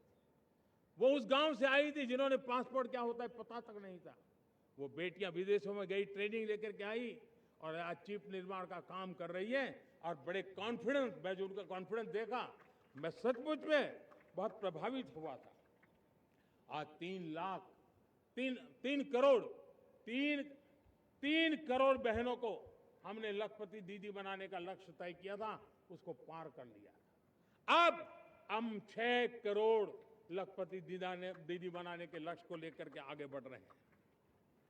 3 करोड़ नई लखपति दीदी बनना मतलब ग्रामीण अर्थव्यवस्था में बहुत बड़ा बदलाव मातृशक्ति के द्वारा आने वाला है। मेरे प्यारे देशवासियों, आज पंचायतों में, नगर पालिका में, महानगर पालिका में बहुत बड़ी मात्रा में हमारी महिलाएं जनप्रतिनिधि बनकर के देश का मार्गदर्शन कर रही है, समस्याओं का समाधान कर रही है, बहुत ही सक्षम नेतृत्व दे रही है। और इसी को ध्यान में रखते हुए हमने पार्लियामेंट में नारी शक्ति वंदन अधिनियम पारित किया था, लेकिन किसी न किसी कारण से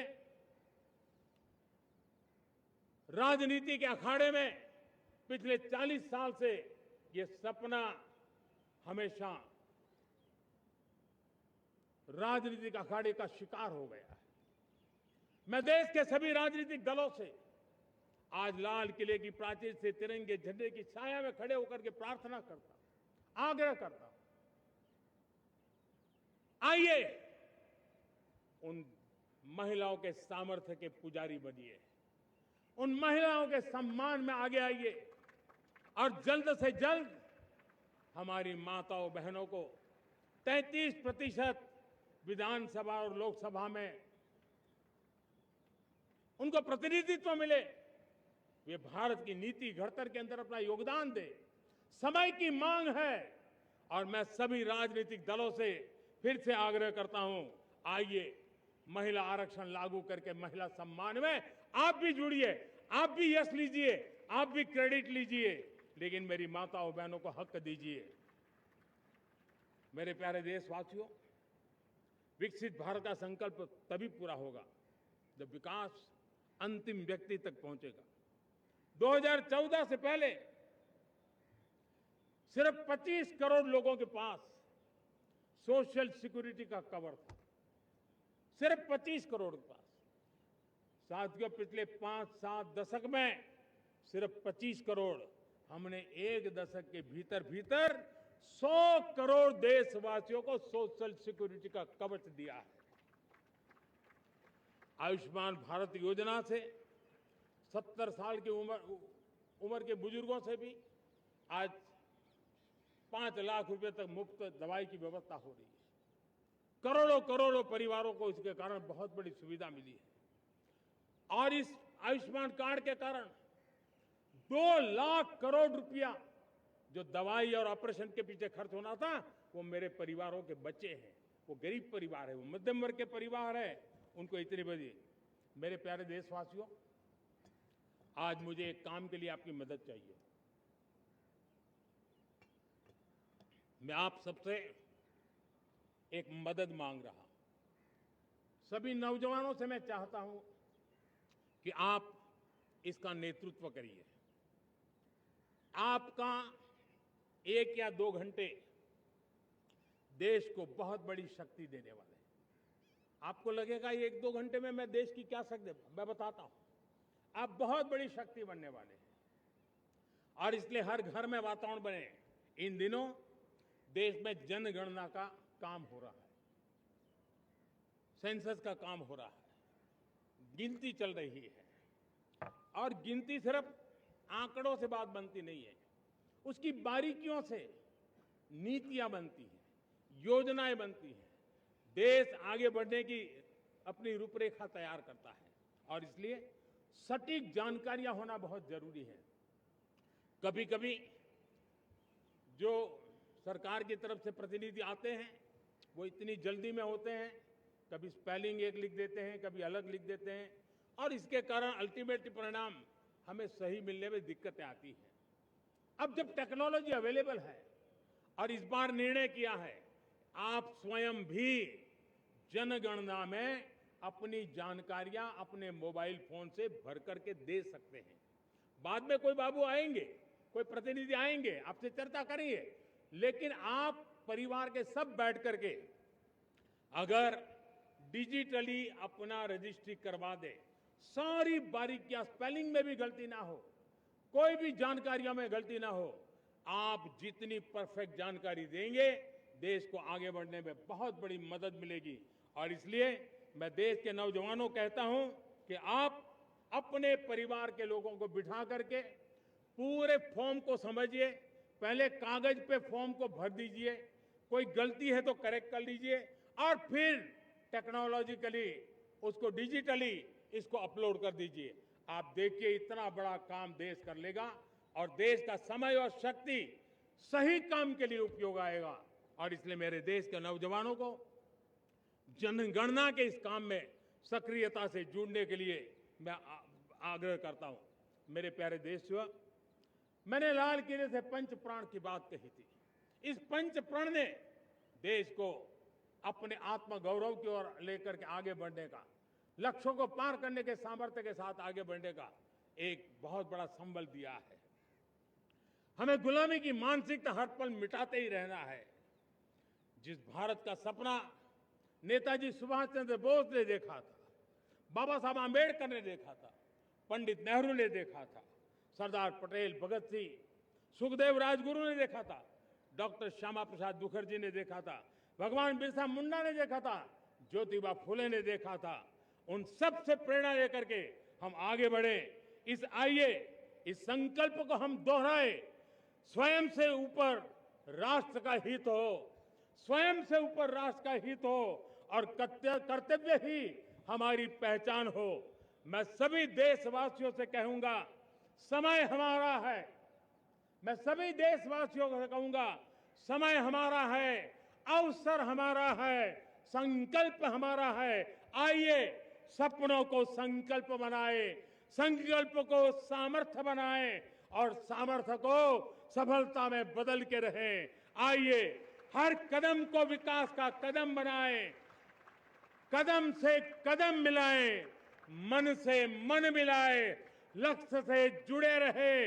एक दीप से जले दीप हजारों, आओ मिलकर विकसित भारत बनाएं।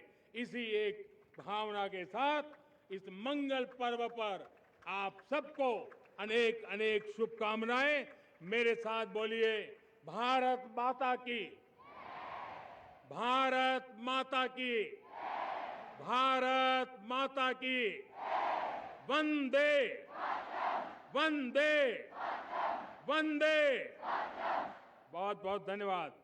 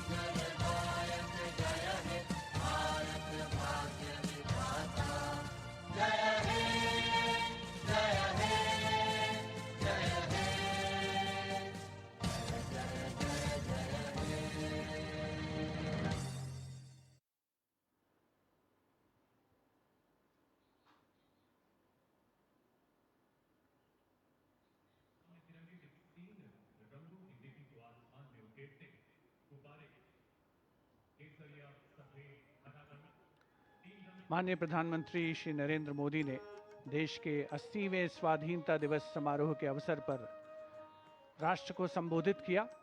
राष्ट्र की एकता और अखंडता के प्रतीक तिरंगे के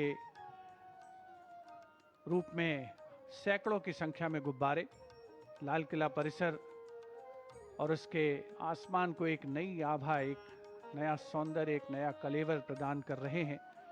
मानो सारे माहौल में देश प्रेम की आभा, उसकी गरिमा चमक रही हो, परिलक्षित हो रही हो। माननीय प्रधानमंत्री महोदय उपस्थित जन समूह का अभिवादन करते हुए हाथ हिलाकर और उन्हें पूरे उत्साह के साथ उनके इस अभिवादन का जवाब मिल रहा है।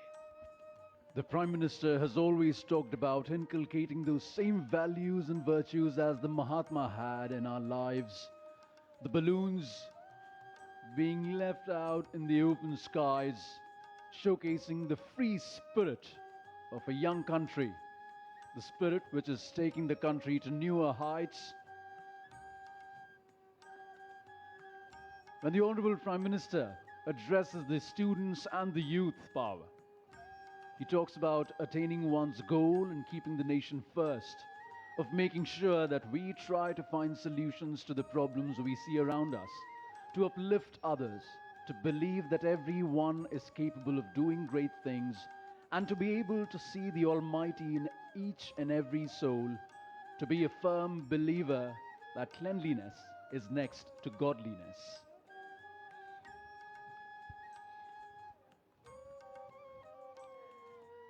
And anticipation again in the crowd. All these youthful cadets have one question written on their faces,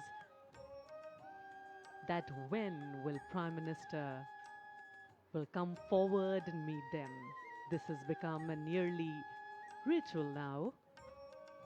We all are looking forward and hoping that this year too, Honorable Prime Minister comes and meets and interacts with these young hearts. And perhaps in this moment, we also realize the true meaning of freedom. Freedom is the space to dream, the courage to rise, and the opportunity to choose our own direction. India has traveled a long way, rising above challenges, finding its own path, and reaching for greater heights. The word that best describes the moment is gratitude. The Prime Minister in his car, the cavalcade moving. The word at the moment, gratitude.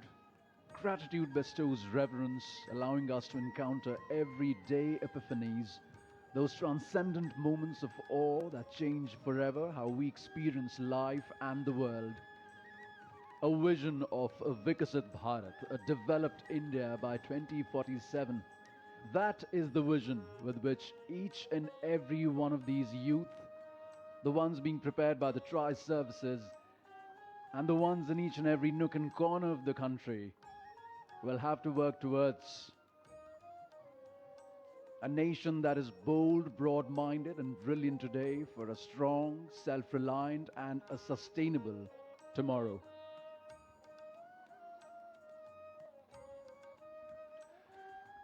माननीय प्रधानमंत्री महोदय का काफिला, उनकी car, उनका वाहन ज्ञानपथ के नजदीक जैसे जैसे पहुंच रहा है, यहां उपस्थित इन युवाओं के चेहरे पर आप खुशी, उल्लास, उमंग, उत्कंठा की जो रेखाएं हैं वो साफ पढ़ सकते हैं। सभी को प्रतीक्षा है कि माननीय प्रधानमंत्री महोदय ने एक जो अविस्मरणीय परंपरा का आगाज किया है, उसकी शुरुआत की है राष्ट्रीय पर्व के अवसर पर, जब वे देश को संबोधित करते हैं स्वाधीनता दिवस के अवसर पर। उसके बाद बच्चों के बीच में, आम जनता के बीच में आते हैं। एक बहुत ही खुशनुमा माहौल लाल किले की प्राचीर के सामने, पूरे लाल किला परिसर में। 1947 में आज ही के दिन हमें आज़ादी मिली थी और तब से लेकर आज तक हर वर्ष राष्ट्रीय पर्व का ये समारोह लाल किले के प्रांगण में आयोजित होता रहा है। माननीय प्रधानमंत्री महोदय वॉलंटियर्स के बीच में, एनसीसी कैडेट्स के बीच में पहुंच चुके हैं और हाथ मिलाने का सिलसिला शुरू हो चुका है। यही वो मौका है, यही वो अवसर है, यही वो समय है जिसका इन सभी को शायद बड़ी शिद्दत से इंतजार रहता है।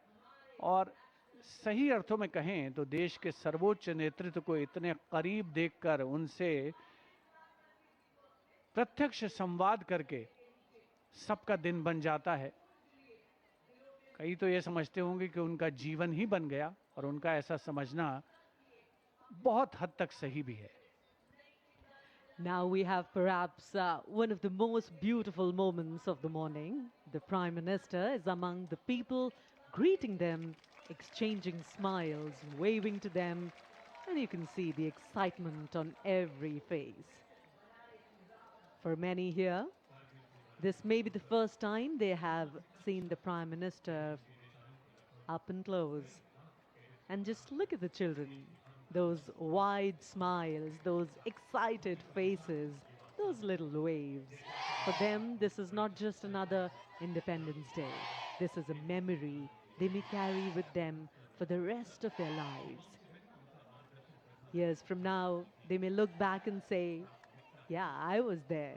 I saw the Prime Minister up and close. Each and every one of those 2,500 plus students, cadets, young minds are facing towards one centric point. The person who encourages them, the person who looks after their future, who thinks about them, who talks about their future being the future of the country as well as humanity. That is exactly the person they're all looking at once. And now the Honorable Prime Minister swiftly moving towards the audience enclosure, where a surprising thing has happened. All the seats of the background have suddenly emptied because each and every one of the people have crammed at the railings of those enclosures. They all wish to see their honorable, their beloved Prime Minister.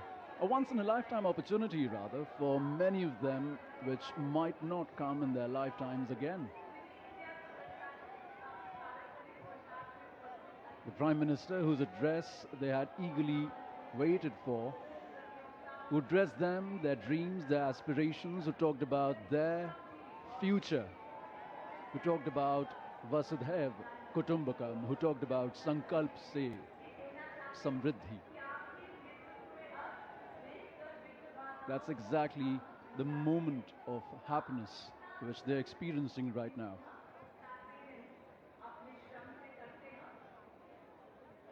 As the Prime Minister walks among the people, almost every phone in the crowd seems to be out, everyone trying to capture this special moment.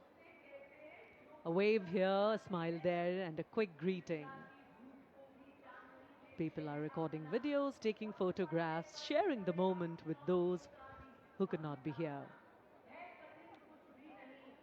And you can feel the excitement building with every step the Prime Minister takes. This interaction has now become one of the most eagerly awaited moments of the Independence Day celebrations. Year after year, people look forward to seeing the Prime Minister step away from the formalities and come closer to the citizens, greeting them, acknowledging them, and sharing these spontaneous moments of connection. And perhaps that is why these moments feel so special. माननीय प्रधानमंत्री महोदय, सामान्य दर्शक दीर्घा में जितने भी ज़्यादा लोगों से मिल सकते हैं, उनके जितने नज़दीक जा सकते हैं, जा रहे हैं। और ये भी एक बड़ी दिलचस्प बात है कि जो आम जनमानस है, उन सभी के चेहरे पर ऐसे भाव हैं जैसे माननीय प्रधानमंत्री सिर्फ उन्हें ही देख रहे हों।